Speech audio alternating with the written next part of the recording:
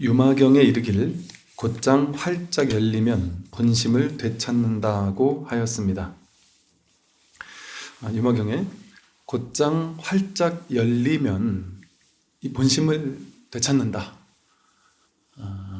이 우리 본심, 본래 마음, 이 자성, 이 본심을 되찾는다 이랬죠. 되찾는다는 것은 본래 찾아져 있다 이 소리죠. 본래 찾아져 있는데 그걸 우리가 이제 놓쳤다라고 착각하는 거죠. 망각하는 거예요. 그러니까 이미 늘 그 속에 있는데 그것을 활용해서 자제하게 활용해 쓰고 있는데 이제 놓쳤다고 잃어버렸다고 착각하니까 다시 이제 되찾는 이런 또 착각이 일어나는 거죠. 그래서 이렇게 본심을 되찾으려고 하면 어떻게 하면 되느냐? 유마경에서는 곧바로 활짝 열리면 된다 그랬어요. 그럼 이제 우리는 왜 안 되느냐? 열리지 않았기 때문에 그렇다. 그럼 열리는 게 뭐냐? 우리는 이제 마음을 있는 그대로 그냥 활짝 열고 있지 못하고 사실 본래의 상태는 본 마음의 상태는 그냥 완전 오픈된 상태죠. 완전 오픈된 상태라는 건 뭐냐면 어떤 것도 가두지 않고 어떤 것도 쉽게 말해 열린 상태는 문을 딱 닫혀 있는 상태잖아요. 우리 마음의 문을 닫은 다음에 우리는 내가 원하는 일, 내가 좋아하는 일이 오면 문을 열고 들어오라고 하죠. 그래서 내가 좋아하는 거 집착하고 애착하는 것들은 문을 활짝 열고는 들어와라 해서 더 많이 막 꾸겨 넣고 쑤셔 넣기 바쁘죠. 이게 집착이라고 하죠. 또 내가 싫은 것에 대해서는 문을 꽁꽁 동여매고서는 절대 못 들어오게, 결코 이 안으로 들어오지 못하게 이제 딱 닫아 놓는단 말이죠. 이렇게 문을 선택적으로 열고 닫고를 한단 말이에요. 열었다 닫았다를 선택적으로 대상에 따라서. 그것은 이제 대상이 좋은 거나 나쁜 거가 실제 있다라는 착각에서 그러는 거죠. 그런데 삶은 전부 다 평등하다고 했죠. 다 똑같단 말이에요. 다른 것이 없다. 다를 것이 없다. 그래서 다를 것이 없단 말이죠. 취하거나 버려야 될 것이 없다. 좋은 거라고 해서 더 많이 가지려고 할 것도 없고 싫은 거라고 해서 더 막 억지로 거부할 것도 없다는 거죠. 즉 이 말은 취할 건 취하고 버릴 건 버리고 할 거는 다 하지만 거기에 과도하게 내가 사로잡힐 것이 없다는 얘기예요. 즉 이 상태는 뭐냐면 어떤 소리가 들려요? 이거 여러분 거부해 보세요. 듣지 말아 보세요. 듣지 마세요. 거부가 되나요? 그냥 들어오잖아요. 그죠? 여기 마음이 열려 있죠. 마음 열려 있어요. 근데 이제 이걸 듣기 싫은 사람은 예를 들면 귀를 막아도 이게 옆에 있으니까 자꾸 들릴 거 아니에요? 그러면 어떻게 할까요? 이게 마음이 활짝 열지 못한 사람은 이 소리가 들리는 곳에서 벗어나려고 하겠죠. 여기서 뛰쳐나가겠죠. 일단 어딘가 내가 도망치면 저 소리를 듣지 않을 수 있을 거야. 그래서 뭔가 도망치려고 할 거란 말이에요. 즉 어떤 경계를 가지고 우리는 좋다라고 해석해서 취하거나 싫다라고 해석해서 버리거나 취사간택하는 것 자체가 닫는 거예요. 마음을 있는 그대로 허용하지 못하는 거죠. 모든 것이 그냥 허용되도록 하지 못하는 거죠. 그러니까 사실은 다 허용되고 있어요. 이 소리든 평등하게 허용되고 있어요. 우리에게. 무엇이든 다 이렇게 알아차려지고 있잖아요. 알아차려지는 대상이 좋게 해석되는 대상이든 나쁘게 해석되는 대상이든 동등하게 알아차려지고 있죠.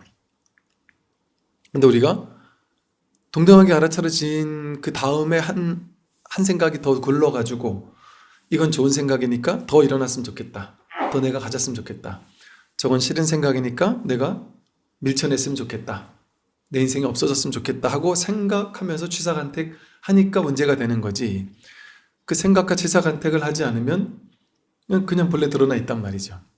이렇게 이제 마음이 활짝 열려 있게 되면 그 열린 마음이기 때문에 우리 마음은 본래 열려 있기 때문에 있는 그대로가 있는 그대로 들어오고 있어요. 들리는 소리, 보는 모든 것들 그냥 통으로 그냥 이렇게 들어오고 있단 말이죠. 그러니까 이것이 마음이란 말이에요. 우리 본래 마음이란 말이에요. 본심이란 말이죠. 그 여기는 뭐 취할 것도 없고 버릴 것도 없죠. 그러니까 내가 취하려고 애쓸 것도 없고 버리려고 애쓸 것도 없고 그냥 본래 상태인 거예요. 지금 이 딸랑딸랑거리는 소리가 그냥 저절로 들어온단 말이에요. 우리 마음이 본래 이렇잖아요. 내가 지금 법문 중에 왜 자꾸 바람이 불어서 바깥에 딸랑딸랑 소리가 들리냐 이렇게 생각을 해서 만약에 여기는 그런 분 안 계시겠지만 예를 들어 만약에 바깥의 소음을 완벽히 차단해야 된다. 왜? 법문을 들을 때는 완전 고요한 상태에서 법문만 들어야 된다. 그러려면 저 딸랑딸랑하는 저런 소리는 그냥 막 절대 들으면 안 된다고 만약에 생각하게 되면 저게 들릴 때마다 막 신경이 쓰이고 막 그럴 수 있겠죠. 근데 그 생각이 없으면 전혀 상관없잖아요. 들려도 괜찮고 들리지 않아도 괜찮고. 그건 있는 그대로 그냥 내버려 둔 거예요. 허용한 거란 말이죠. 그러니까 이처럼 우리의 본성에서는 모든 것이 다 허용됩니다. 평등하게 허용됩니다. 모든 보이고 들리고 느껴지고 모든 것들이 다 허용된단 말이에요. 그럴 때는 문제가 없어요. 내가 이걸 붙잡는 생각이나 버리려는 생각이 없으니까. 취하거나 버리려는 어떤 한 생각에 사로잡힘이 없으니까 그것대로 돼도 좋고 안 돼도 좋다. 안 된다고 화나는 것도 없죠. 그게 탐진치 삼독이 없는 거예요. 탐내는 마음도 없고 내가 원하는 생각대로 안 됐다고 해서 분노하는 마음도 없고 원하는 특정한 생각, 취하거나 버리려는 특정한 생각을 취하지도 않는 게 지혜거든요. 이렇게 탐진치 삼독이 없을 때는 취하거나 버리려는 마음이 없을 때는 모든 것이 완전히 개방되어 있단 말이에요. 열려 있단 말이에요. 그럼 내가 애쓸 게 없어요. 애쓸 게 하나도 없죠. 취하느라고 애쓸 것도 없고 버리느라고 애쓸 것도 없고 유의 조작할 게 아무것도 없어요. 그러니까 삶이 본래 그렇지 않나요? 삶이 본래 그렇단 말이에요. 나한테 남편이 월급을 200만 원, 300만 원, 400만 원을 가져왔다. 그거 그냥 진리로서 온 거예요. 내가 어떻게 할 수 있는 게 아니에요. 그냥 그것이 온 게 현실이 진실이에요. 이 사람이 나한테 가져온 그게 그냥 나에게 와야 될 인연인 거예요. 그 돈이. 아기를 낳는데 아기가 내 마음에 안 든다. 예를 들어. 내 생각이 마음에 안 드는 거죠. 그 생각이 없으면 어떻게 돼 상관없단 말이에요. 남자를 원했는데 아들이 왔다. 아들을 원했는데 딸이 왔다거나. 근데 원하는 게 없었으면 그냥 와야 할 인연이 오는 거죠. 나는 건강을 원했는데 나에게 병이 왔다. 그 건강을 원하니까 병이 오는 게 화나잖아요. 근데 병은 그냥 원래 오는 거죠. 인연 따라 올 수 있는 거죠. 모든 게 완전히 허용된 상태에서는 내가 취하거나 버릴 게 없어요. 취하거나 버리지 않으면 애쓰고 조작할 게 없고 그렇게 취사간택심이 없으면 괴로움이 없습니다. 내가 더 갖고 싶은데 못 가질 때 괴롭고 더 없애고 싶은데 없애지 못할 때 괴롭다 그랬잖아요. 취사간택심 때문에 괴로움이 연기하는 거예요. 근데 그게 없으면 괴로울 게 없죠. 이 세상을 통으로 그냥 완전히 활짝 열려가지고 통으로 모든 걸 그냥 완전 100% 허용하게 된다면 괴로울 게 없잖아요. 들어오는 그것이 진실이니까. 내 눈앞에 펼쳐진 이 현실, 이것이 그대로 진실이니까. 또 거부할 이유가 없죠. 그러면 된 거예요. 쉽게 말해서. 취사간택심이 없으면 괴로움이 없습니다. 취사간택심이 자기를 묻는 사슬이거든요. 자기를 묶지 않았으니까 이 세상은 그 어떤 것도 나를 묶지 않아요. 내가 생각으로 나는 태어났어. 이 몸이 나야. 나는 태어났어. 나는 언젠가 늙고 병들고 죽을 거야. 늙으면 안 돼. 병들어도 안 돼. 건강해야 돼. 죽으면 안 돼. 그 생각이 있으니까 늙고 병들고 죽는 게 괴롭잖아요. 이 몸이 나라는 생각이 없으면 얘가 늙고 병들고 죽는 걸 나는 구경할 뿐이죠. 이게 내가 아니에요. 아무 문제가 없어요. 늙는 것, 병드는 것, 죽는 것이 아무런 문제가 없죠. 화장 열리게 될 때. 근데 이것이 이렇게 이제 제가 이렇게 설명을 해드리니까, 그런 상태가 되면 그렇게 되면 되겠네. 이렇게 생각은 하죠. 그죠? 그럼 내가 화장 열어야 되겠네. 하면 조금 더 현실에서 뭔가 내가 딱 맞고 있을 때, 뭔가로 인해서 내가 화가 날 때, 내가, 이 생각을 쥐고 있으니까 괴로웠구나 하고 이렇게 좀 유연하게 놔줄 수 있겠죠. 그 생각을. 이런 방법을 통해서 조금 더 가벼워질 수 있겠죠. 그죠? 근데 이게 단박에 삶에 완전히 체화가 되지는 않죠. 이건 조금씩 내가 삶의 진실을 공부하면 공부할수록 조금 더 마음이 열리게 되고 조금 더 취사간택이 줄어들게 되면서 내가 뭔가 걸렸더라도 잠깐 돌이켜보면 이게 아무것도 아니구나 해서 이렇게 가볍게 풀어지는, 이게 이제 점수적 방식의 공부예요. 그런데 이 선에서는 여기서 말했죠. 곧장, 문득, 몰록 이런 말을 써요. 단박의 소리거든요. 곧장 활짝 열린다고 얘기를 하죠. 곧장 마음이 활짝 열리면 본심을 되찾는다. 이게 이제 조금씩 열리는 그런 측면이 있고, 그런데 쉽게 말해서 번뇌망상이 일어나는 게 문제잖아요. 그러니까 번뇌망상을 지켜보고 있는 그대로 관하고, 번뇌망상이 취하는 마음, 버리고자 하는 마음이 올라올 때 내려놓고, 올라올 때 관하고 내려놓고, 지관, 올라올 때 관하고 내려놓고, 올라올 때 이것을 좋다 나쁘다 이거 멈추고 내려놓고, 멈추고 내려놓고, 이렇게 해서 끊임없이 하는 방법도 있겠죠. 그죠? 근데 그거는 쉽지 않죠. 우리 하루에 5만 가지, 6만 가지, 7만 가지 생각이 올라오는데 그걸 다 관할 수도 없고 그걸 다 내려놓을 수도 없고, 그래서 그런 방법으로 계속해서 아무리 마음을 관하려고 기를 쓰고 용을 쓰고 애를 써봐야 유의 조작이 되기 쉽단 말이죠. 그러나 그게 도움이 안 되는 건 아니에요. 상당히 도움이 된다. 방편으로 큰 도움이 된다. 근데 이게 이렇게 하나하나 제거하는 방법이 있잖아요. 근데 하나하나 제거하려면 쉽지가 않잖아요. 그런데 어떤 방법이 또 있느냐? 이게 전부 다 올라오는 모든 취사간택하는 일체 모든 마음들이 전부 다 하나의 분별망상인 거 아니에요. 하나의 망상인 거 아니에요. 하나의 생각인 거 아니에요. 그러니까 무엇이 올라오든 그냥 그 생각 따라가지 않는 거예요. 이 생각 따라가다가 멈추고 이거는 따라가는 건 취하는 거야. 멈추고 놓아버리고, 멈추고 관하고 놓아버리고, 이렇게 하나하나를 다 실체화시켜서 할 것이 아니라 모든 올라오는 생각이 전부 다 분별망상이잖아요. 그러니까 그것을 통으로 그냥 문득 놔버리는 방법이 없을까? 이 모든 생각이 같은 생각이잖아요. 망상이라는 하나의 공통적인 게 있잖아요.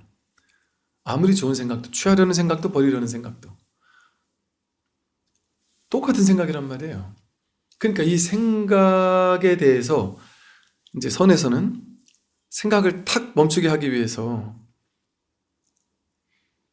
화두라는 것을 주는데, 화두라는 것은 뭐냐면 아마 그 세계적인 어학자라든지 국어학자나 이런 사람들이 보기에는 이 세상 모든 말로 된 글은 언어나 책이나 소설책이라든지 철학책이라든지 모든 책은 언어학 박사, 국어학 박사가 딱 봤을 때 이게 문법적으로 다 해석이 되고 이해가 되고 논리적으로 다 이제 풀이가 될 거예요. 100% 풀이가 되잖아요. 어학적으로 봤을 때. 그런데 이 선어록만 모르긴 해도 아마 국어학자나 어학을 하는 분들이 이 선어록을 보면 태어나서 난생 처음 보는 이런 말도 안 되는 패턴을 보면서 경악을 금치 못하거나 충격에 휩싸이거나, 내가 이 세계적인 어학 고수인데 내가 풀지 못하는 언어는 없어라고 자신만만했는데 이건 전혀 풀 수가 없어요. 이 언어의 구조적 어떤 그 특성, 그거에 따라서 이렇게 말이 진행되지 않는단 말이죠. 이 논리하고는 상관없는 거예요.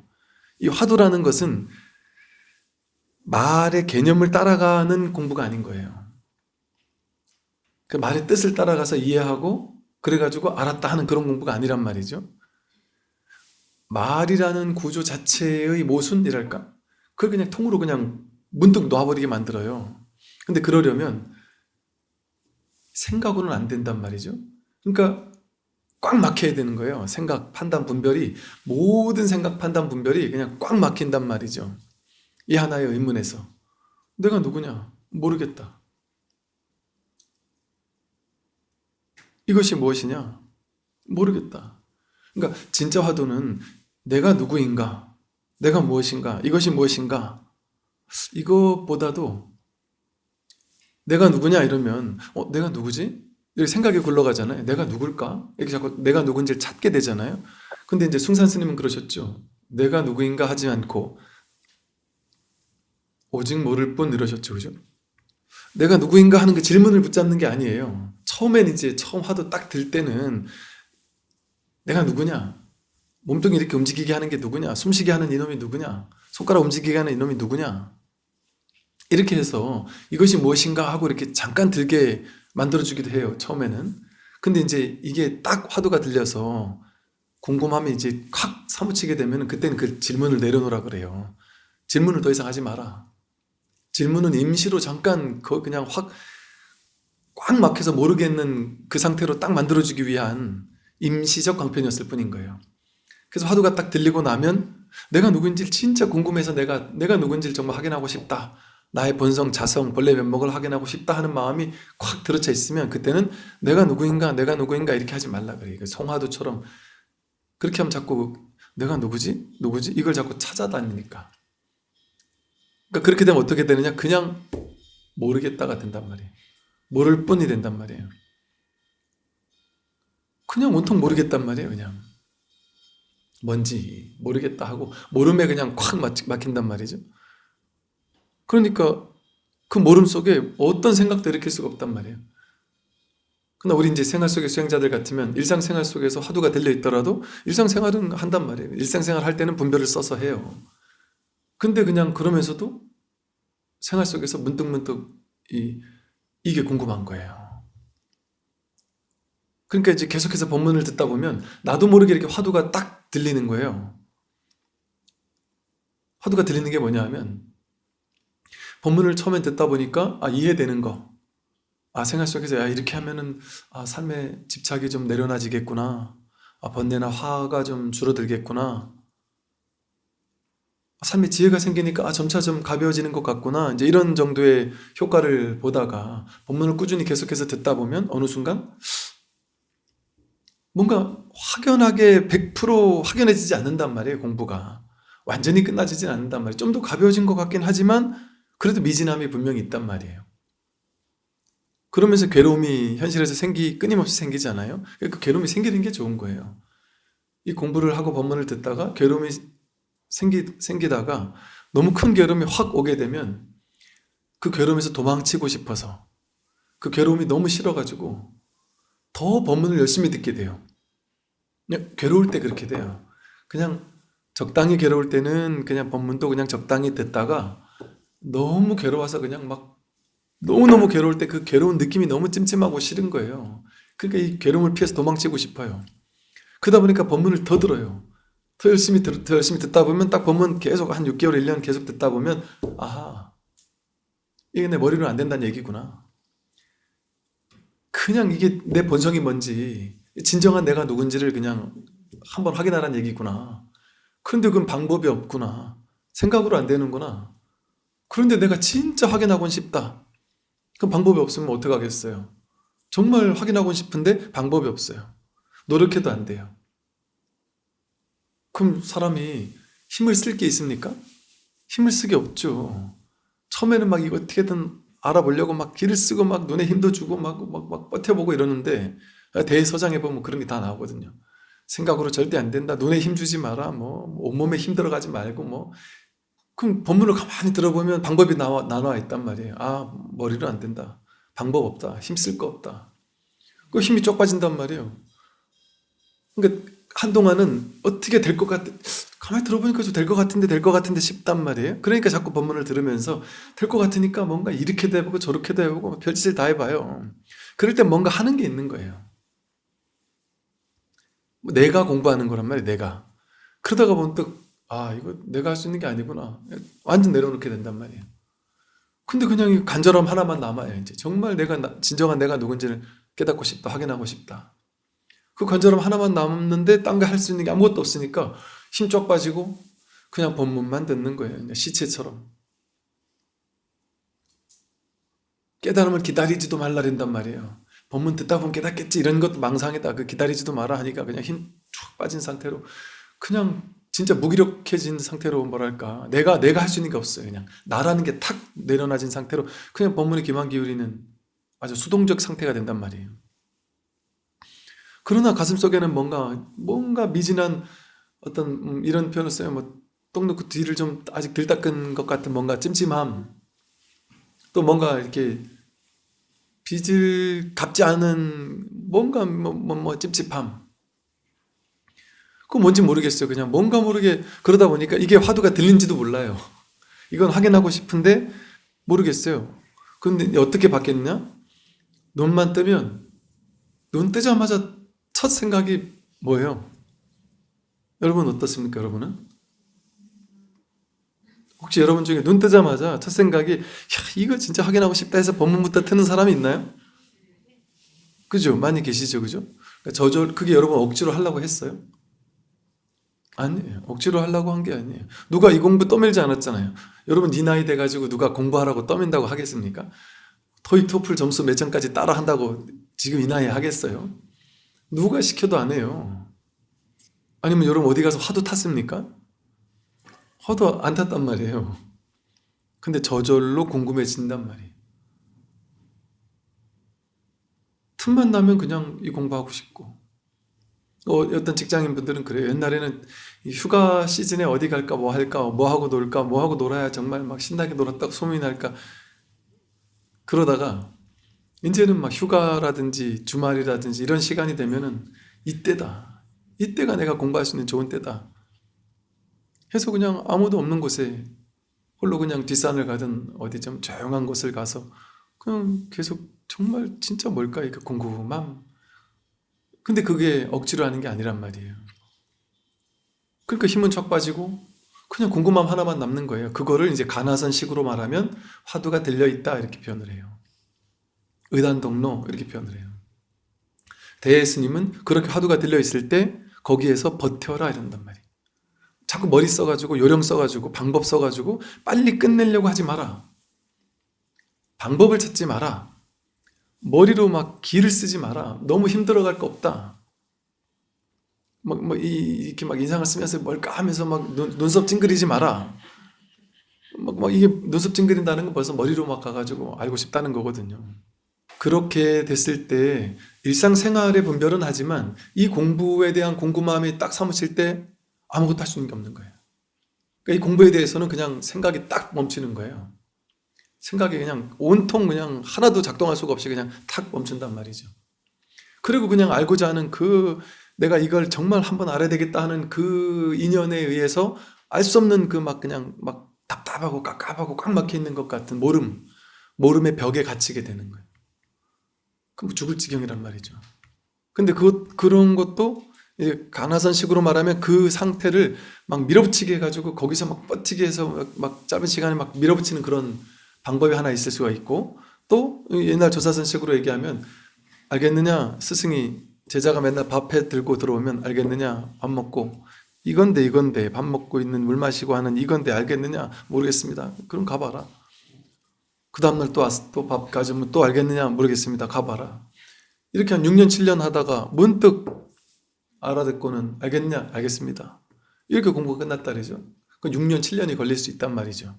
그러니까 이거는 인연 따라 다른 거예요. 자신의 어떤 성향 따라 다를 수도 있고, 뭔가 단기간에 그냥 확 몰아붙여가지고 그냥 화두를 딱 탑하는 게 맞다 싶은 사람은 그 관화선이라는 화두 방식이 맞을 수도 있어요.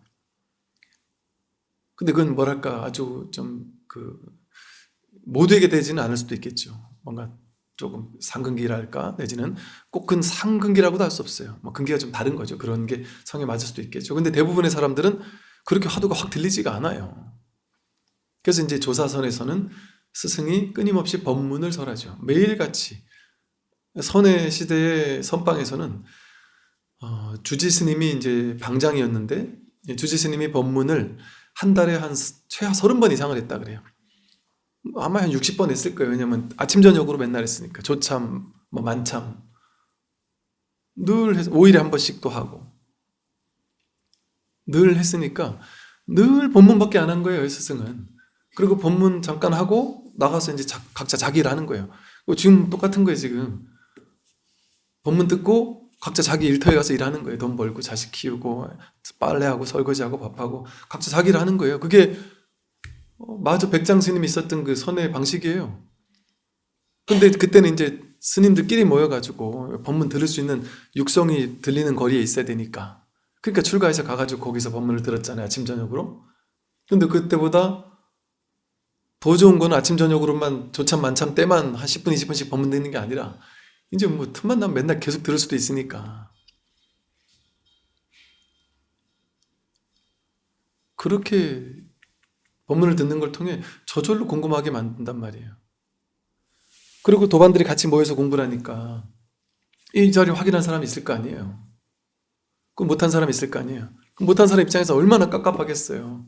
뭔가 나랑 똑같이 막 꽉 막혀 있어서 옆에 보면 전부 다 숙제 때문에 꽉 막혀 있었는데 어떤 한 친구가 막 그냥 스승님을 만나고 와가지고는 막 날아갈 것 같이 가볍고 얼굴이 환하고 그냥 막 즐겁게 산단 말이에요. 잠도 막 알아서 자고 그냥 너무 행복해 가벼워진단 말이에요. 그걸 보면 옆에서 얼마나 분하겠어요.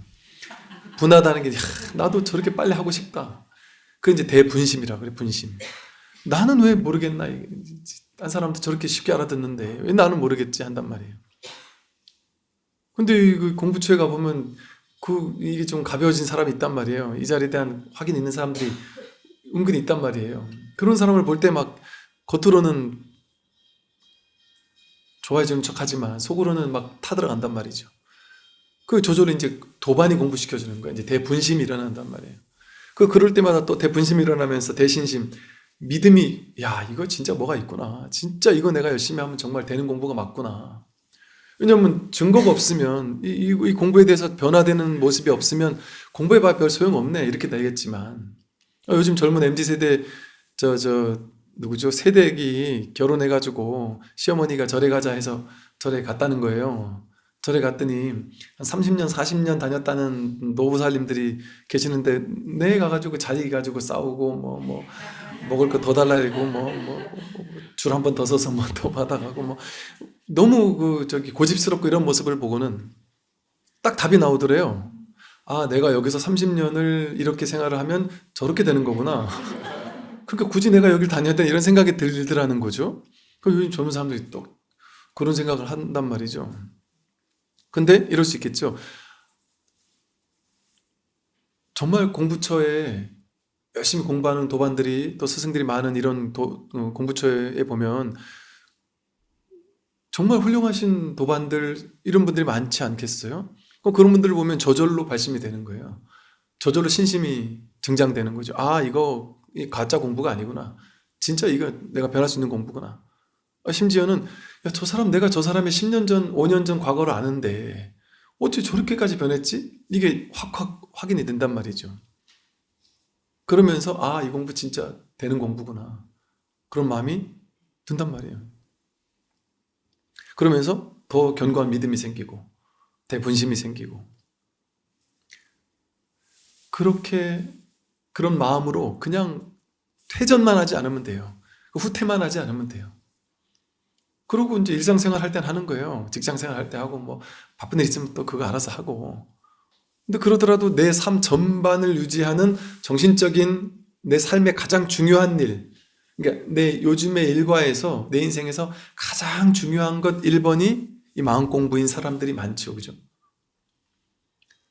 옛날에는 돈 벌고 자식 키우고 즐거운 삶에서 즐거운 것들 많잖아요. 돈 버는 것도 즐겁고 자식 잘 되는 것도 즐겁고 즐거운 게 많잖아요.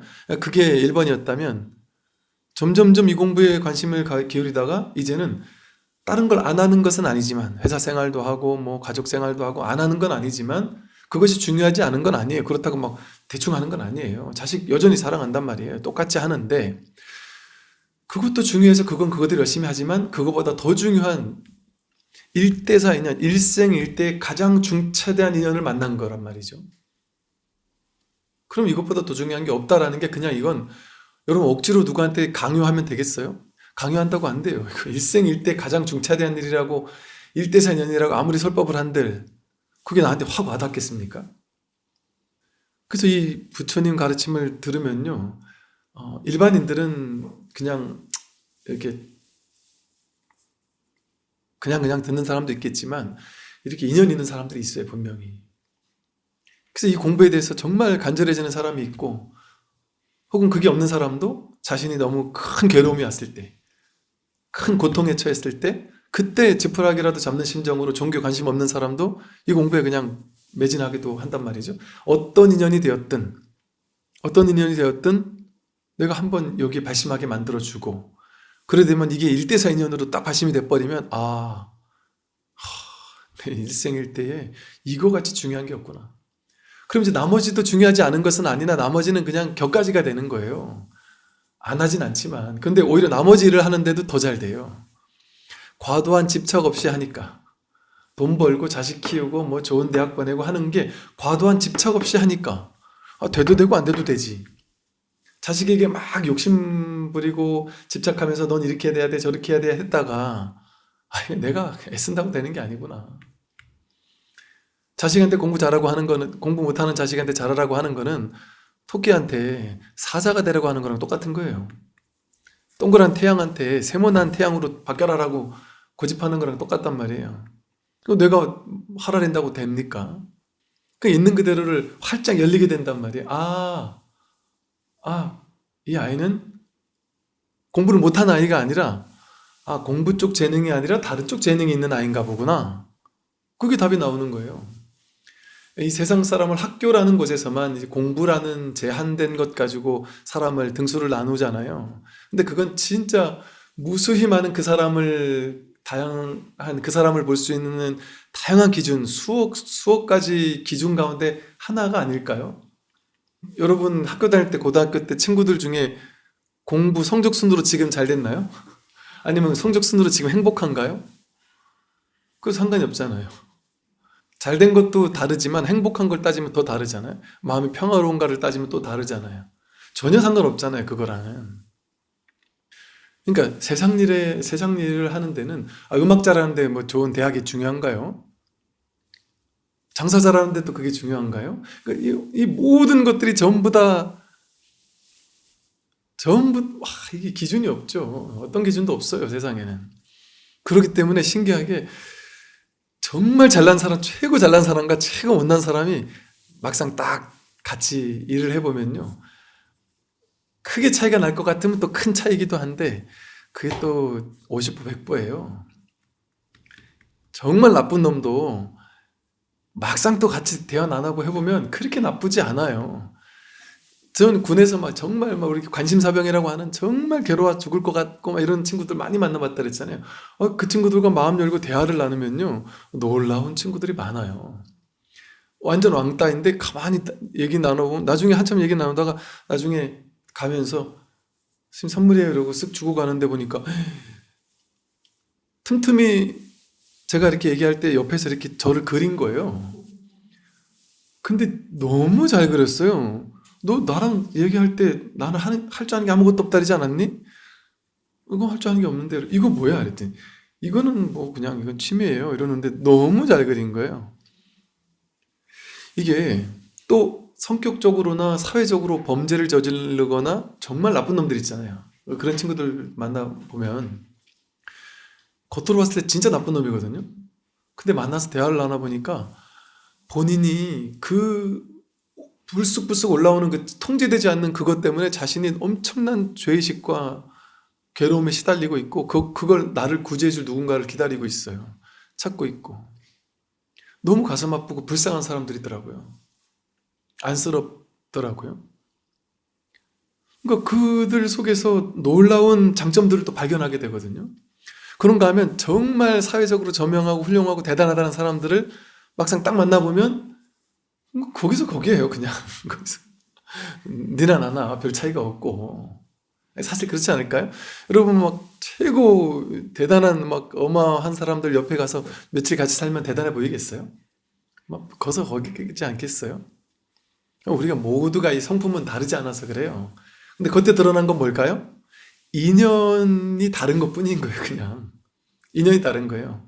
인연이 다른 건 좋고 나쁜 게 아닌 거예요. 그냥 인연이 다른 거예요. 좋고 나쁜 게 아니라. 소나무와 참나무는 그냥 인연이 다른 거예요. 토끼와 사자는 그냥 다른 거예요.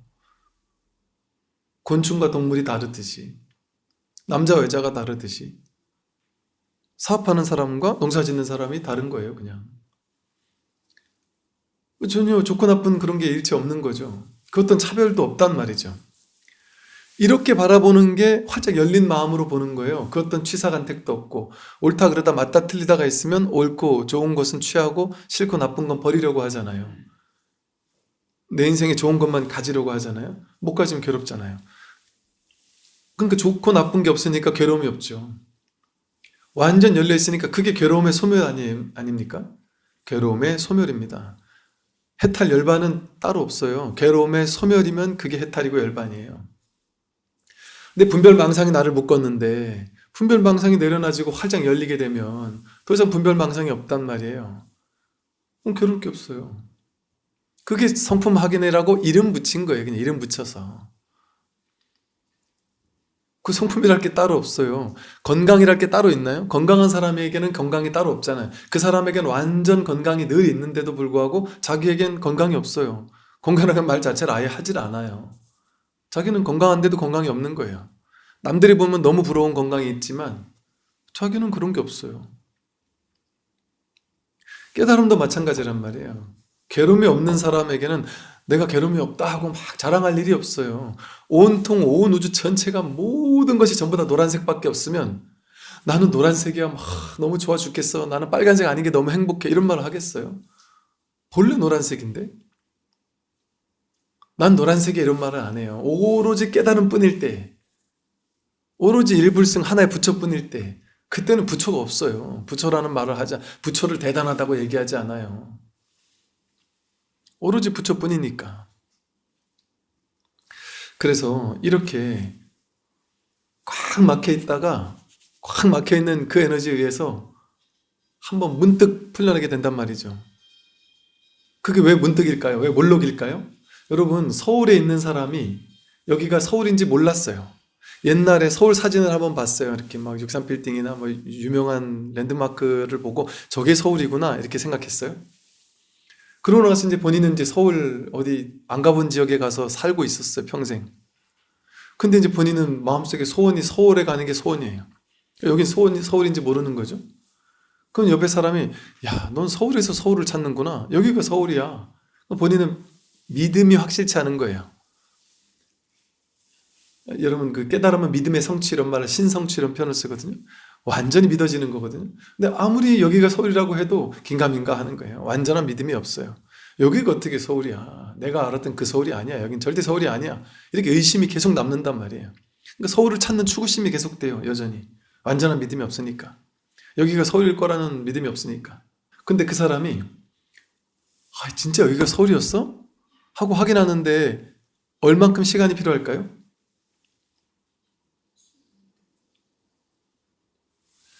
소를 타고 있는 사람이 소를 찾는데 얼마나 시간이 필요할까요? 눈으로 이렇게 보는 사람이 눈으로 세상 모든 걸 본단 말이에요. 눈으로 보잖아요. 근데 눈은 볼 수 없죠. 그죠? 눈은 볼 수 없어요. 근데 눈으로 다른 모든 것들은 다 봐요. 그죠? 근데 이걸 보는 걸 통해서 내 눈이 있다라는 게 확인됩니까? 안 됩니까? 내 눈이 있다라는 건 확인되죠. 그죠? 근데 그 눈을 직접 보는 건 아니죠. 근데 눈은 어떻게 보는 거예요? 직접 보는 게 아니에요. 이걸 통해서 내 눈이 있구나 이렇게 확인하면 그게 눈이 있는 거죠. 마찬가지란 말이에요. 성품도. 성품을 직접 우리가 눈으로 보는 게 아니에요. 귀로 성품의 소리를 듣는 게 아니에요. 성품을 만져볼 수 있는 게 아니에요. 성품을 생각할 수 있는 게 아니에요. 육군으로 확인하는 육경이라는 경계, 대상 경계가 아닌 거예요. 이 마음은. 그래서 이런 표현을 쓰죠. 봄을 찾아 나서던 사람이 온 천지를 다니면서 봄을 찾고 찾다가 결국 봄을 못 찾았어요. 그리고 다 포기하고 에라 모르겠다 하고 그냥 집으로 돌아왔는데 집에 매화꽃이 피어 있더라. 봄 찾았습니까? 안 찾았습니까? 매화꽃에 봄이 있잖아요. 매화꽃을 보고 봄을 확인하는 거예요. 이거에서 자성을 확인하는 거예요. 여기서 자성을 확인하는 거예요. 자기 본성을. 이렇게 자기 마음을 확인하는 것, 그것은 이렇게 분별이 콱 멈추게 해서 뭔가 내가 확인하고 싶은 간절함은 있으나 머리로는 할 수 없고 방법으로는 닿을 수 없다. 그게 중도의 길 아니에요. 중도라는 것은 길 없는 길이라는 거잖아요. 방법이 없는 거예요.